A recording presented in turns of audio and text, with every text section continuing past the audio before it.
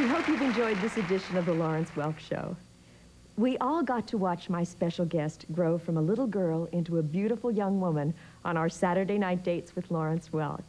She was and still is one of America's sweethearts. Please welcome Kathy Lennon. Thank you, Mary. Oh, we're nice so glad you're here. here. Thank you. Well, this show from 1968 must bring back some memories. Wow, it really did. And when I got a chance to look at it, just so many memories of great people and how wonderful people were. Steve Smith, what a voice, you know? I mean, it was just listening to him and then doing Where Are the Words, what my sisters and I sang, because they did a Dr. Dolittle special, and we had just come off doing the Ed Sullivan Show.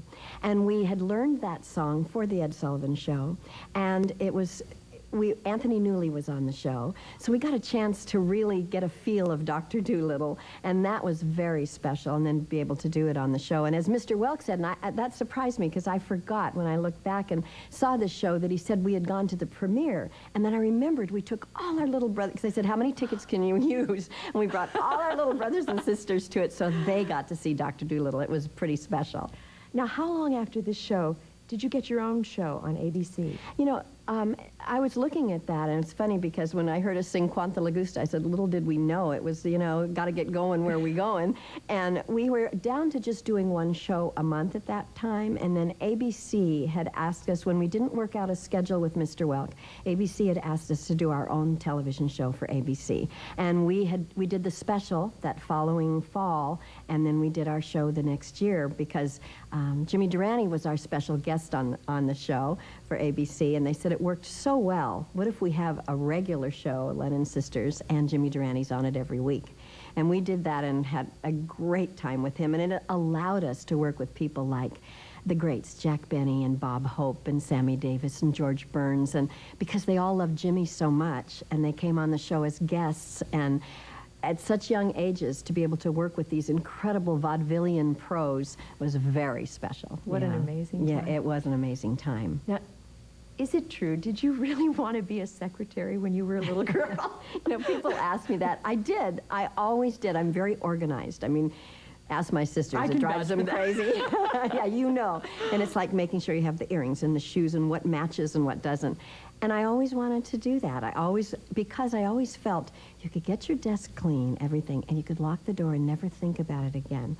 In performing and entertainment, you never have that 5 o'clock, turn the lock, and everything's okay. And I did get that fulfilled I worked in my husband's chiropractic office for about 5 years as office manager. I loved it. I was just running the place. A dream come true. Well, it was, and I locked that door and said, let's go to dinner, and I didn't have to think about what key to sing in. Well, you've also become the Lennon family historian. I have. I always kind of have loved background. I love that our grandmother was a ballerina from Germany, and her mom's grandmother is Mexican and was born in Los Angeles, 5th generation. And I've kept pictures through the years of everything Lennon family history. And I've run across something, I'm starting kind of a collection of old pictures and old recordings that we made, because I don't know if you knew, many, many, many years ago, you could have your own recording machine. And our great aunt, my grandmother's sister, was married to William Randolph Hearst's oldest son, George, and had these gifts they would send to us. And they sent us a record-making machine where you'd pull the black stuff off of the wax and everything, and we would record in our house. And I found some of those recordings. She always called us the Miracle Kids. Have the Miracle Kids make us a record and send it up. So that's why she sent us this machine. Well, something very special happened as I was going through them, and I wanted to make some CDs for my 11 brothers and sisters for Christmas to surprise them. I came across a record of me when I was in 1st grade. Our Catholic school, always at Christmas time, put on where you would tell this Christmas story. And it was called the Araceli, and my part was the Annunciation. And when, you know, the angel Gabriel sent from God unto a city of Galilee named Nazareth, I can still do it from 1st grade. And Daddy wanted me to record that and put it on a record. Well, what I found, which gets really emotional, is me on this record doing the Araceli, the Christmas song, and Daddy behind singing Ave Maria. Oh. And I found this record, I went, Oh my gosh, because we have a few things of Daddy singing. He was a beautiful Irish tenor. And now I have that record that we're going to be making, and I'm going to surprise, if they don't see the show, my brothers and sisters with having copies of that. Mm-hmm. Oh, what treasure. Oh, we have such wonderful treasures. We've been very blessed with so many people sending us pictures and stories, and so I have quite an archive in my house. Your secretarial skills have come into good use. It works. Yeah, it does. Well, you and Janet have started a project that's really dear to your hearts. This is a dream come true. When Janet and I were little, we always called each other best pals, and we were the best cowboys together, and we used to sit and sing to our favorite dolls, our rag dolls that were made for us by our grandmother Nana and our mom when Janet was just 3 and I was 6. And we loved those little dolls, took them on the road with us with Mr. Welk, played with the dolls, and a few years ago, we decided to record a children's album, and we decided to reproduce the Ragdolls, which we still have. I have them here. The originals? They're over 60 years old, 50, I think they're 57 years old, of the original dolls that were made for us by Nana and Mom. And they're in beautiful shape. They really are. We've loved them to death, and yet we've taken care of them. We've treasured them. And we really felt there was a hole in the toy industry for a simpler time, for little girls to stay longer, a little longer. And we thought that there would be an option for this kind of a rag doll again. And so we have reproduced them right down to the vintage fabric. Here they are in reproductions. And I know we've talked to so many of our loyal fans before about it, and they've been so thrilled with them. So these are our rag dolls. They're just really incredible. We are so proud, and this is something Janet and I are, it takes so much time up, but it's a dream come true. It is something we have planned for so long, and it's here, it's happened. And it's kind of a tribute back to Mom and Nana's spirits, or every one of these dolls, and to see them come and happen is so beautiful, and we've had an incredible reaction to them everywhere. And your sister Peggy was involved in doing some of the original artwork. She at the did. beginning She of the did project. the original artwork on the best pals, the 2 little girls, and she wrote a little book about how we started as little best pals and grew up singing and decided to make rag dolls.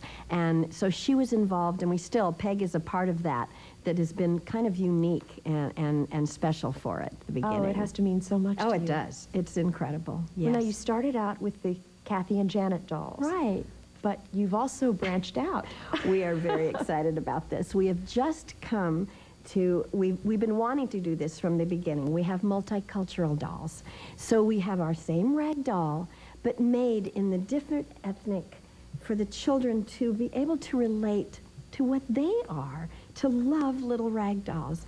And this is Sophia. We just love her. Kind of, my mother-in-law's name is Sophia. And this is after Mom. This is Isabel. Oh. And that's our mom's name and our grandmother's name. So here's our little Isabel. And the clothes are like from first grade, like Janet and my clothes. I mean, they really are. And this is Lily. We just loved Lily. Oh. So those are our 3 new dolls. It has to be successful. There's so much love behind it. There is. Thank you, Mary. Thank you very much. What's next for you? Oh, wow. We have a lot more product that is coming in, like I said, like these dolls and the pets and all. And then the Lennon sisters are continuing at the Welk Resort, performing at Christmas time, a family special Christmas time. The Gatlin Brothers with ourselves. We're doing a few concert tours, and we're very active in our fan club still, is very active. And we're in our 51st year of performing. We're not even 51 years old. And here we are. None of us are. You know, yeah, exactly. And to see these PBS specials going on, and I think I've said this before, what a tribute. What a tribute to, one, the man who started it, and to all the performers who, it's like being at the same school. We were all raised the same by the same papa.